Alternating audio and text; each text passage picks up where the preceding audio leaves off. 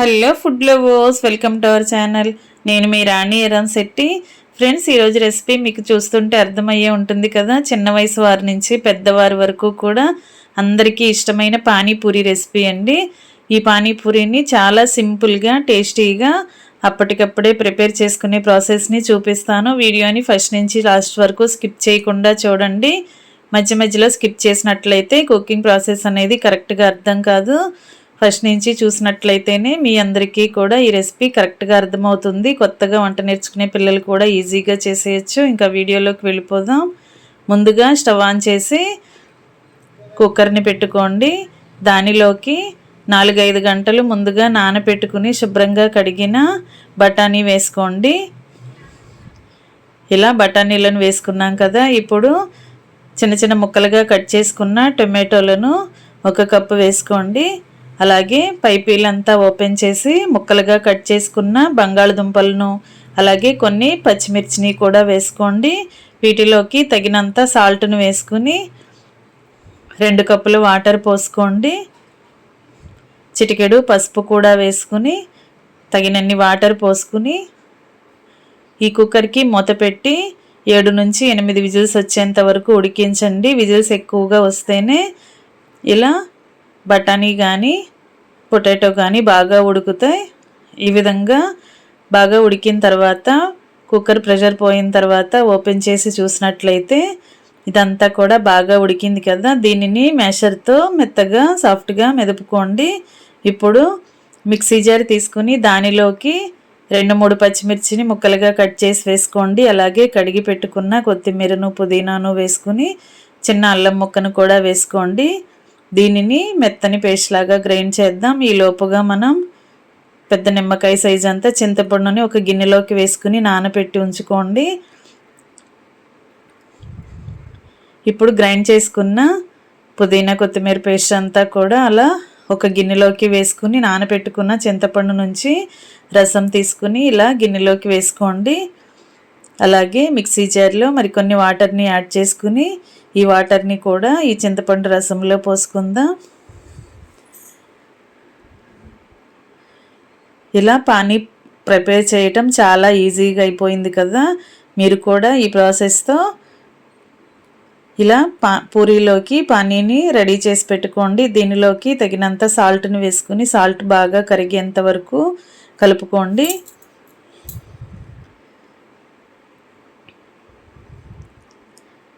ఈ విధంగా సాల్ట్ అనేది కరెక్ట్గా సరిపోయిందో లేదో చెక్ చేసుకుని ఈ గిన్నెను పక్కన పెట్టుకుందాం.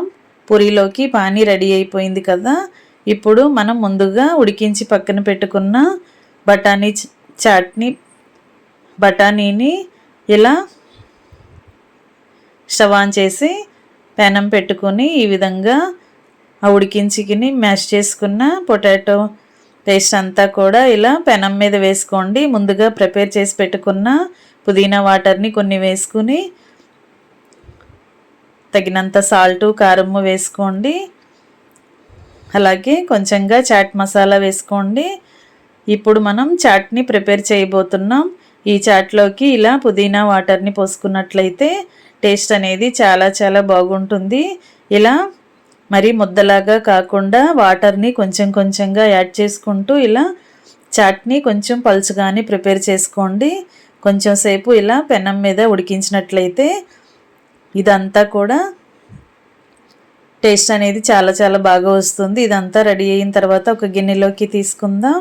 ఇప్పుడు చాట్ ప్రిపేర్ అయ్యింది, పానీ కూడా ప్రిపేర్ అయ్యింది కదా. ఇప్పుడు పూరీలను చూద్దాం. పూరీలను మనం చేసుకోవాలి అంటే పిండిని కలుపుకొని నానబెట్టుకుని చపాతీలను చేసుకుని చిన్న చిన్న పూరీలుగా కట్ చేసుకోవాలి కదా. అంత ప్రాసెస్ అనేది ఏమీ లేకుండా మనం మార్కెట్ నుండి ఇలా పూరీ ఉన్న ప్యాకెట్స్ని తెచ్చుకొని ఇంట్లోనే ఇలా ఇన్స్టెంట్గా అప్పటికప్పుడే పూరీలను డీప్ ఫ్రై చేసుకోవచ్చండి. ఇలా తెచ్చుకున్న పూరీలు చాలా క్రిస్పీగా, టేస్టీగా ఆయిల్లో వేసిన వెంటనే కూడా పొంగుతూ వస్తాయి.